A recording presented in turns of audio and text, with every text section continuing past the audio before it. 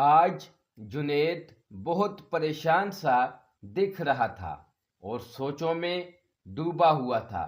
بیوی ہونے کے ناطے ندا اس کی پریشانی سمجھ رہی تھی، سو اس کے پاس بیٹھی اور کہا، جنید کیا ہوا؟ کیوں پریشان ہو؟ جنید نے کہا کہ بچے بڑے ہو رہے ہیں، اب بیٹیوں کی شادی کے لیے پیسے جمع کرنے ہیں، بیٹوں کے مستقبل کے لیے بھی کچھ نہ کچھ ہونا چاہیے۔ میری آمدن تو اتنی ہے کہ بجلی گیس کا بل، بچوں کے تعلیمی اخراجات اور روزمرہ کے اخراجات ہی بمشکل پورے ہوتے ہیں، کیا کروں؟ بس یہ سوچ رہا تھا۔ ندا نے کہا، پریشان کیوں ہوتے ہو؟ بیٹیاں پڑھ کر کیا کریں گی اور بیٹوں کو بھی آگے کیا پڑھانا؟ کون سی نوکریاں ہیں؟ سب بچوں کی تعلیم ختم کر دیتے ہیں، تم پر سے ان کے تعلیمی اخراجات ختم ہو جائیں گے۔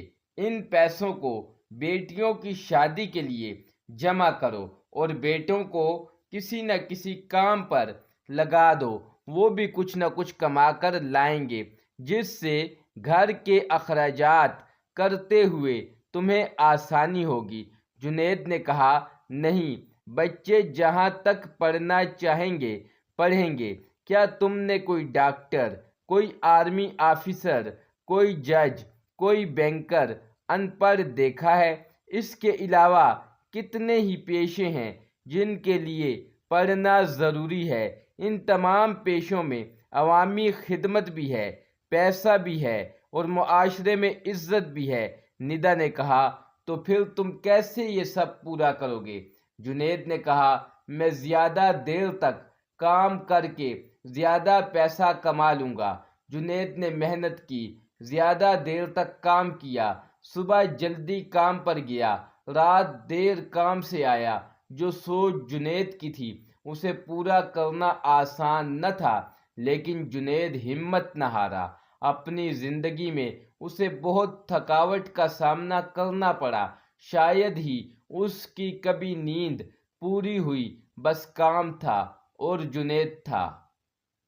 وقت گزرنے کے ساتھ ساتھ اس کی بیٹیوں کی شادی کے لیے پیسے بھی جمع ہو گئے اور بیٹیوں کی شادی بھی ہو گئی۔ اب وہ کافی حد تک پرسکون ہو چکا تھا، لیکن ابھی بھی وہ کام کیے جا رہا تھا، کیونکہ وہ بیٹوں کو کچھ بنانا چاہتا تھا اور اس کے بیٹے بھی کچھ بننا چاہتے تھے۔ لیکن باپ کے ہر وقت کے کام اور تھکاوٹ کو دیکھ کر ایک دن اس سے بیٹوں نے کہا کہ ابو، اب ہم بڑے ہو گئے ہیں، ہم پڑھائی کے ساتھ کوئی کام بھی کر لیں گے۔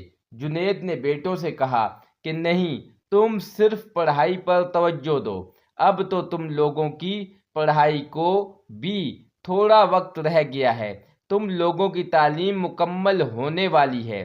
جہاں میں نے اتنی محنت کر لی ہے وہاں تھوڑی اور سہی، جب تم پڑھ لو گے اور کچھ بن جاؤ گے پھر میں خود بخود کام کم کیا کروں گا، کیونکہ میرے اخراجات کم ہو جائیں گے۔ اور پھر اس کے بیٹوں نے اپنی مکمل توجہ تعلیم پر دی اور جنید مسلسل کام کرتا رہا، اور پھر اس کا ایک بیٹا ڈاکٹر اور ایک بیٹا آرمی آفیسر بن گیا۔ اور اب جنید کی خوشی کی انتہا نہ تھی، کیونکہ اس کی زندگی کا مقصد پورا ہو چکا تھا۔